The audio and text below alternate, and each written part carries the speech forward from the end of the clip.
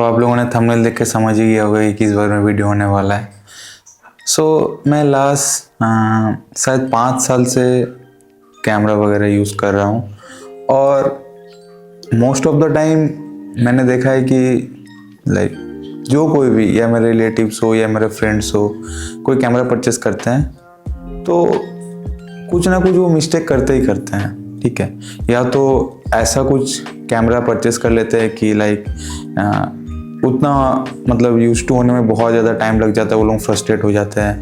या ऐसा कुछ कैमरा परचेस कर लेते हैं कि वो लोगों का रिक्वायरमेंट ही नहीं मीट कर रहा है। तो यही चीज़ को मैं क्लैरिफाई करने आया हूँ इस वीडियो में कि क्या क्या चीज़ें आपको देखना चाहिए before you are purchasing a camera. और सबसे पहला चीज़ मैं यही बताना चाहता हूँ कि योर रिक्वायरमेंट, ओके, एकदम दिमाग में घुसा लो कि क्यों मेरे को ये कैमरा परचेज करना है।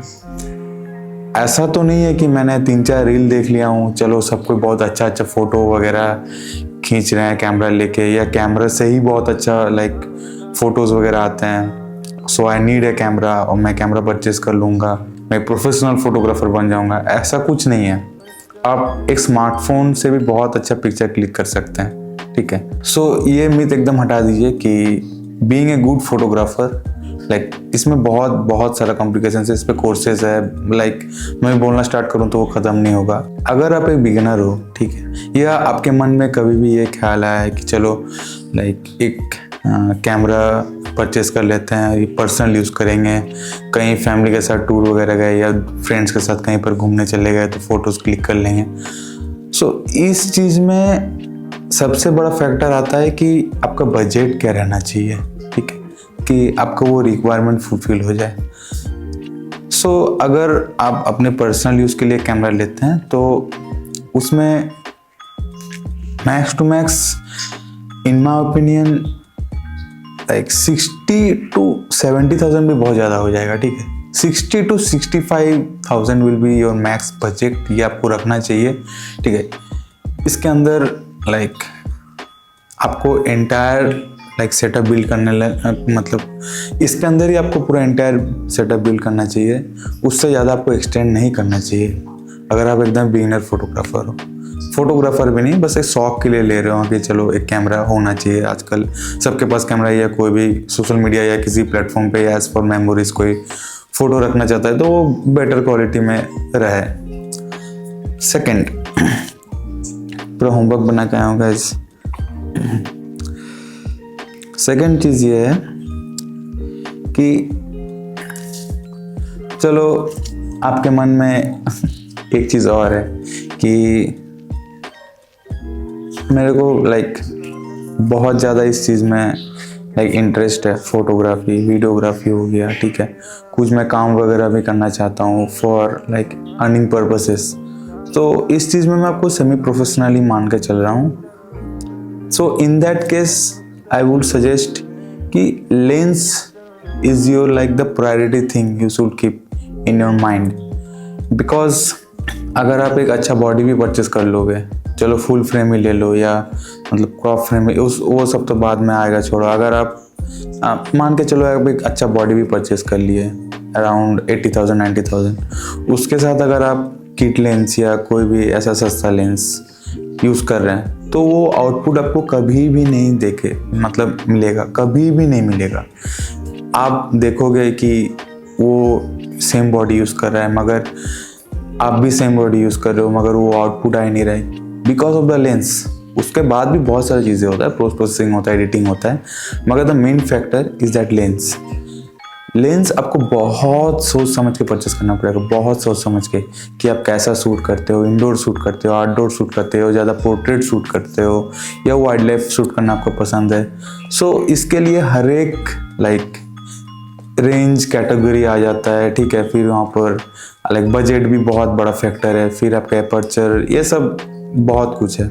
इन माई सजेशन, आप अगर ऐसा कुछ सोच रहे हो मैं कुछ साइड बाय साइड एक पर्सनल कैमरा भी रखना चाह रहा हूँ, उसके साथ कोई अपना कैरियर तो नहीं बोल सकते, कुछ कंटेंट वगैरह भी बनाना चाहता हूँ एज फॉर कमर्शियल पर्पस या किसी और बिजनेसेस के लिए। एक ऐसा आप लेंस परचेज कीजिए कि जो बहुत ज़्यादा वर्सेटाइल हो इन द सेंस मीन्स वो वाइड एंगल से लेके एक टेलीफोटो रेंज तक कवर अप कर सके। लाइक अगर मैं एग्जांपल दूँ, कैनन का एक लेंस आता है जो कि मैं 200D में यूज़ किया हूँ, वो है शायद 1750 सिग्मा का f2.8, वो काफ़ी अच्छा लेंस था। अगर मैं सोनी का बात करूं तो टैमरॉन एक लेंस बनाता है 1770, वो भी काफ़ी लाइक बहुत अच्छा रेंज है, विथ फिक्स्ड एपर्चर है उस पर भी 2.8। उसके बाद सोनी का और एक लेंस है 18105, ऐसा कोई मेरे को अभी याद नहीं आ रहा है, उसमें भी लाइक बहुत अच्छा क्वालिटी और एक बड़ा आपको एक फोकल लेंथ मिल जाता है जिसपे आप लाइक मैक्स टू मैक्स हर एक काम आप कवर अप कर सकते हो। ठीक है, सो ये तो हो गया आपका लेंस का बात।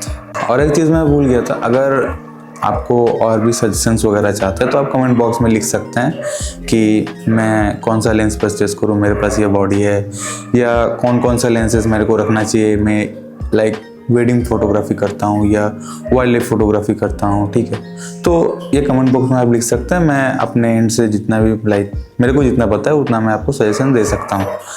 नेक्स्ट आ गया, मेरे अंदर ये डर बैठ गया है कि मेंटेनिंग दिस लाइक डिवाइसेस, भाई इतना ज़्यादा कॉम्प्लिकेटेड होता जा रहा है लाइक मिररलेस कैमरास। इतना सा बॉडी में इतना कुछ फीचर्स, लाइक सोचो, आप ही सोचो कि इतना सा बॉडी में इतना कुछ features like they are giving, the brands are giving to us. अगर कुछ हो जाए लाइक इस डिवाइस को तो कितना खर्चा आ सकता है, you can not imagine that. So इस चक्कर में बहुत सोच समझ के कैमरा यूज़ करो। और ये भी रिक्वायरमेंट के अंडर ही आता है कि आप लोग अगर ज़्यादा आउटडोर शूट कर रहे हैं तो कैमरा बॉडी ऐसे ही परचेस करो जो कि डस्ट और वाटर लाइक रेजिस्टेंट है। ठीक है, जो हाई लाइक टेम्परेचर या ऐसा कुछ लाइक इन्वायरमेंट में easily they are compatible with it. So ये भी आपको एक फैक्टर रख के चलना पड़ेगा। Otherwise you can do one more thing, आप लोग हमेशा ड्राई बॉक्स यूज़ करो, हमेशा, for the lens and for body और लेंस में कोई ब्रांड लाइक दे देता है कि दीज आर इन्वायरमेंटल सील्ड, या सोनी भी देता है अपने एंड से। मगर फिर भी guys for your like peace of mind मैं सबको सजेस्ट करूँगा कि एक ड्राई बॉक्स हमेशा यूज़ करो। रिसेंटली लाइक एक मैं अगर अपना एक्सपीरियंस शेयर करूँ, मेरे दोस्त के पास एक FX30 था, वो लाइक उसको उतना पता नहीं था कि लाइक जो आउटडोर फंक्शंस वगैरह होते हैं वहाँ पर लेज़र लाइट का वो सेटअप वगैरह बना हुआ था, तो अपना कैमरा लेके चला गया, मगर शूट करते वक्त उसका पूरा सेंसर ही बर्न हो गया। अब सोचोगे नहीं, कैमरा का जो प्राइस है आधा से ज़्यादा उसको प्राइस लाइक पे करना पड़ा वो सेंसर सही करवाने में। सो गाइज थोड़ा मुश्किल होगा, हमेशा इस चीज़ को मेंटेन करना है, but you should always keep in mind that अगर कुछ हो गया तो भाई मोटा खर्चा तो आपको देना पड़ेगा। द नेक्स्ट थिंग इज कि मेरे को लगता है कि जो भी किसी स्टूडियो वगैरह पे काम करता है या कर रहा था, उसको खुद से अपना सारा सब कुछ सेटअप वगैरह करना है, या वो कोई कोर्स वगैरह कर लिया है वो थोड़ा मोड़ा सीख गया है जब ये सब चीज़ के बारे में कि कैसा है कैमरा को ऑपरेट करना चाहिए, क्या क्या चीज़ें मेरे को देखना चाहिए, तो वो सोच रहा है कि मेरे को एक सेटअप वगैरह बनाना है। ठीक, वहाँ पर मैं एक सजेशन देना चाहता हूँ कि कैमरा, लेंस और बॉडी को भूल जाओ। उसको भूलने का सबसे मेन लाइक रीज़न है कि सबसे पहले अपना एसेसरीज पे ध्यान दो कि कैसा आप शूट करने जा रहे हो, या आप फैशन फोटोग्राफर होने जा रहे हो, या आप एक वेडिंग फोटोग्राफर या वीडियोग्राफर, सिनेमाटोग्राफर बनने जा रहे हो, या आपको ये चीज़ करना पसंद है, तो उसके लिए एसेसरीज क्या क्या मेरे को लेना है। सो उसका एकदम अच्छा से बजट बनाओ कि हाँ चलो एक ये गिम्बल लगेगा, ये लेंस लगेगा, ये एनडी फिल्टर लगेगा, इतना बैटरीज लगेगा। सो उसके बाद ही आप जाके डिसाइड करो कि मेरे को कौन सा कैमरा या लेंस लेना चाहिए। क्योंकि अगर आपके पास कितना भी महंगा कैमरा हो जाए, कितना भी अच्छा लेंस हो जाए, अगर वो इन्वायरमेंट के हिसाब से आपके पास वो पूरा सेटअप रेडी नहीं है ना, तो आउटपुट तो छोड़ ही दो, आप शूट ही नहीं कर पाओगे। ठीक है, अगर सोच लो आपके पास एक इवेंट का शूट आ गया और वो भी शाम के टाइम पे, जहाँ पर लाइटिंग कंडीशन बहुत ही ख़राब है और आपके पास एक लेंस पड़ा हुआ है, वो भी चलो आप सोच रहे हो एपर्चर 1.4 है या 1.8 है, आप सोच रहे हो कि वो लाइक शूट आप निकाल लोगे, कभी नहीं निकाल पाओगे। अगर निकाल भी लोगे ना तो भी आपको लाइक गिल्टी फील होगा कि जो आउटपुट मेरे को देना चाहिए था या ऐसा आउटपुट आ सकता था मैं नहीं दे पाया क्योंकि मेरे पास ये चीज़ नहीं था। So make a sure like एक लिस्ट बनाओ कि मैं कैसा शूट करना चाहता हूँ, इसके लिए क्या क्या एसेसरीज मेरे को रिक्वायर्ड है, उसके बाद ही जाके कैमरा बॉडी और लेंस परचेस करो। और एक चीज़ मैं बताना चाहता हूँ गाइस कि कभी भी थर्ड पार्टी जो भी कैमरा एसेसरीज बनाते हैं, आप लोग हमेशा सोच समझ के ही प्रोडक्ट परचेस करना कि वो ब्रांड कैसा है, रिलायबल है कि नहीं, उसका रिव्यूज़ देखो, लोग कैसा लाइक रिव्यूज़ दे रहे हैं, अच्छा है कि बुरा है, या कौन कौन से सिनेरियो में कैसा परफॉर्म करता है, उसके बाद जाके परचेस करो।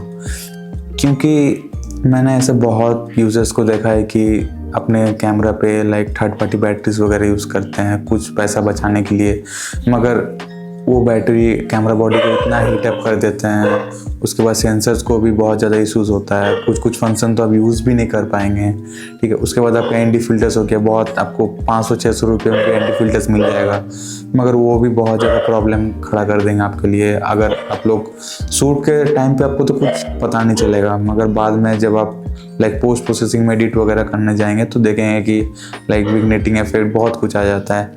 उसके बाद एक अच्छा SD कार्ड यूज़ करना, ये भी बहुत बड़ा इंपॉर्टेंट फैक्टर है। अगर आप बहुत ज़्यादा लॉन्गर ड्यूरेशन ऑफ टाइम के लिए सेम SD कार्ड यूज़ करें तो वो कभी भी लाइक क्रैश हो सकता है, फाइल वगैरह पूरा प्रोजेक्ट ही बर्बाद हो सकता है। उसके लिए मैं हमेशा रिकमेंड करता हूँ कि एक SD कार्ड 2 से 4 बार ही यूज़ करो, डिपेंडिंग अपॉन योर यूजेस, ठीक है। So these are the things like I want to tell you if you are going to buy a camera, और आप अगर अपना लाइक स्टूडियो वगैरह सेटअप करना चाहते हैं। और if you like this video, अगर आपके पास और भी कुछ बेटर सजेशंस है तो आप लोग प्रोवाइड कर सकते हैं। और एक चीज़ के लिए मैं माफ़ी मांगना चाहता हूँ, मेरे घर में एक डॉग है तो ड्यूरिंग दिस रिकॉर्डिंग थोड़ा सा आवाज़ वगैरह आएगा, ठीक है, उसके लिए like I am bit sorry. और आपके पास अगर कुछ बेटर सजेशन है आप लोग कमेंट बॉक्स में लाइक लिख सकते हैं कि ये चीज़ भी है जो you have to keep in mind. और अगर आपको लाइक मेरे सेटअप के बारे में जानना है कि मैं क्या यूज़ करता हूँ, मैं क्यों ये परचेज़ किया हूँ, इसका लाइक एडवांटेज डिसएडवांटेज क्या क्या है, तो you can also ask me. अगर आपको इस रिलेटेड वीडियो लाइक पसंद है तो I will continue in this way. Thank you guys, thank you for watching this video. Do like share and subscribe. अब मैं क्या ही बोलूँ, सब कोई बोलता है तो चलो मैं भी बोल ही देता हूँ। Do like share and subscribe and thank you so much guys.